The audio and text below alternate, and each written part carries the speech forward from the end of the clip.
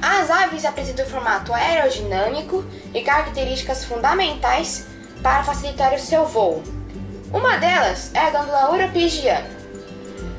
Descubra agora qual é a sua função e importância para as aves. A glândula uropigiana é uma glândula encontrada em todas as aves, principalmente em aves aquáticas, pois precisam manter seu corpo sempre seco. Ela é localizada na parte da cauda e é responsável por produzir uma substância oleosa que impermeabiliza as penas das aves, ou seja, evitam que elas fiquem molhadas. Essa glândula é fundamental para o voo das aves, já que para as aves poderem voar, seu corpo precisa ser leve, então suas penas precisam estar secas. Quando estão pegando peixe ou quando está chovendo, a substância produzida pela glândula uropigiana não deixa as penas ficarem molhadas. A partir do momento que as penas ficam molhadas, o corpo fica pesado.